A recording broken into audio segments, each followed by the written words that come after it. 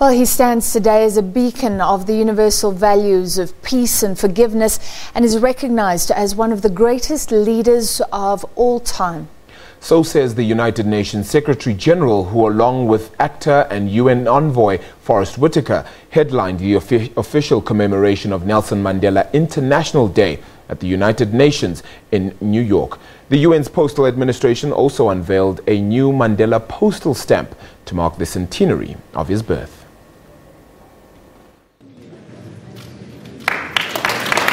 A new addition to the UN's collection of Mandela stamps, with an inscription roughly translated, "It's very easy to break and destroy, but the heroes are those who make peace and build." I was fortunate to meet him several times, and I will never forget my first meeting in Johannesburg, even before he was elected president. I was tremendously impressed by his vision, his wisdom, his determination, and his compassion. Very few people in history have captured the imagination of the world as he did. Even fewer have been able to provide such inspiration. And he stands today as a beacon for universal values: peace, forgiveness, humility, integrity, patience, respect, and service. This actor and activist called Madiba a true model of humanity and an example of the political leadership needed today.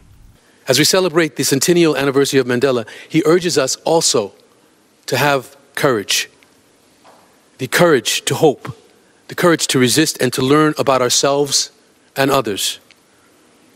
This is, of course, a message to our leaders. The world is growingly interdependent and interlinked and interconnected. The challenges of humanity cannot be solved in isolation, be it poverty, be it gender inequality, be it climate change, be it conflict. Yet many leaders seem to cling to the old notion that politics is just a local situation, but it is precisely that kind of thinking that we must do away with if humanity is to stand a chance. This cabinet minister pointed to the life of a legendary statesman that embodied the values at the core of the mission, even to this day.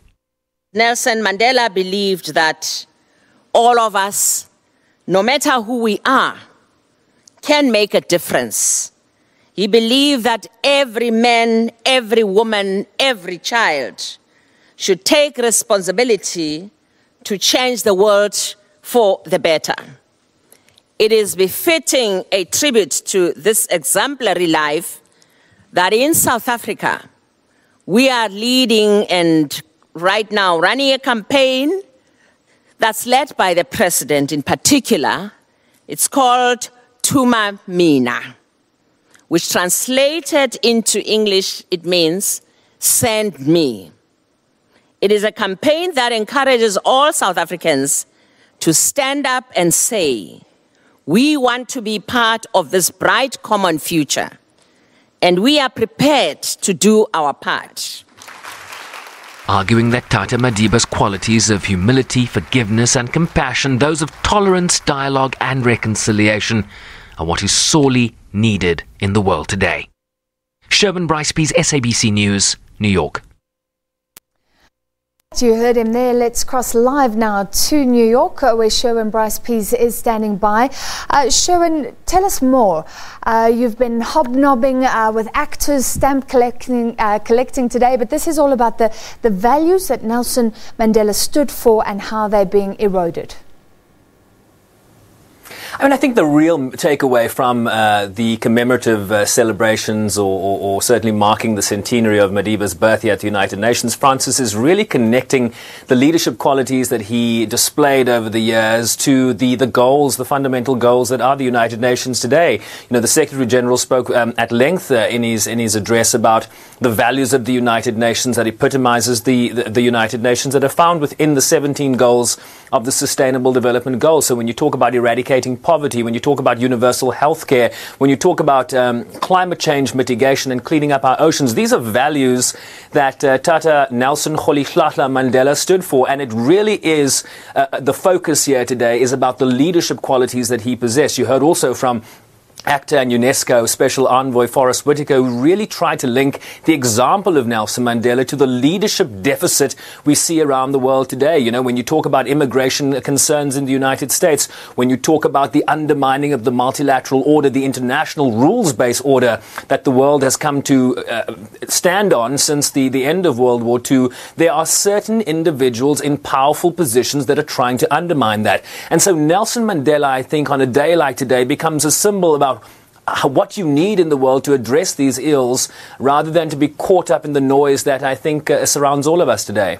And South Africa will be trying to harness that legacy, I think, in the UN Security Council, and what we are trying to achieve is the UN as a whole able to harness that legacy as well.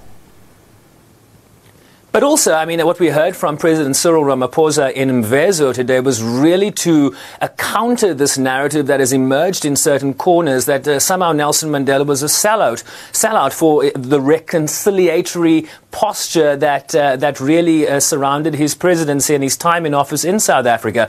I think you're going to see the ANC push back on that. You heard the environmental minister, Edna Molewa, speaking here about Tumamina, that this is an embodiment of what Nelson Mandela said, when it's in your hands, essentially Tumamina meaning that it is in your hands and we have to step up, send me. And so this might even become an ANC electoral campaign message come next year. But really, you're going to see the ANC, I think, stand on the values of Nelson Mandela. They're going to defend these values, as will, I imagine, some other political parties. But absolutely, whether you're talking about the African National Congress, whether you're talking about the government in South Africa, whether you're talking about the United Nations, I think Nelson Mandela is a symbol of what is much more needed in the world today than perhaps other people out there today. Sherwin, Nelson Mandela had the most recognizable name in the world at one stage. Did you get a sense today at this event that that's not fading, that the international community is determined to remember all that he stood for? You know, the UN, Francis, basically has an international day for basically everything. On any other day, it's a UN day to commemorate one or other value. And I'll tell you, having been in the ECOSOC, the Economic and Social Council chamber today, I've never seen it that packed for an international day, trying to remember the values of, either it's climate change or what we need to do in terms of poverty or, protecting our oceans. I mean, Nelson Mandela Day really does still pack the room today. And I saw ambassadors from all different regions. In addition to the speakers you saw in that package, you had the various regional groups come out and talk, reminiscing about the legacy. So I think Nelson Mandela is still a showstopper, even in death. And I think that was epitomized by the fact that there were hardly any empty seats in that room today. And we have to remember that he rallied the international community. Some people say when the global change of heart happened, that really marked the fall of apartheid. Absolutely. You didn't hear in that piece from Miroslav Lajcek, who essentially was the chair of the event today. Miroslav Lajcek is, of course, the president of the General Assembly, and he talked about 3 points that Madiba teaches us. Of course, Miroslav Lajcek, one of the few people in the room that hadn't met Madiba, unlike the Secretary General, Francis, and he talked about the first point, that Mandela represented dialogue. Nelson Mandela taught us, he says, that dialogue is one of the most important tools available to humanity today. The second lesson, a second of 3, Nelson Mandela understood that peace is not simply the absence of conflict. He knew that there is something deeper. It must be a culture. It must be something that lives within people. And his third point, when President Mandela addressed the United Nations, he said for the first time, he reminded his audience why this organization was created. He said, quote, "The United Nations was born out of the titanic struggle against Nazism and fascism with their pernicious doctrines and practices of radical superiority and genocide." Of course, Nelson Mandela was the antithesis of this. So still today, some of the lessons that Madiba lived in his life are still being taught to the body politic that is the United Nations, Francis. All right, Sherwin Bryce-Pease, thank you very much. Live from the UN in New York.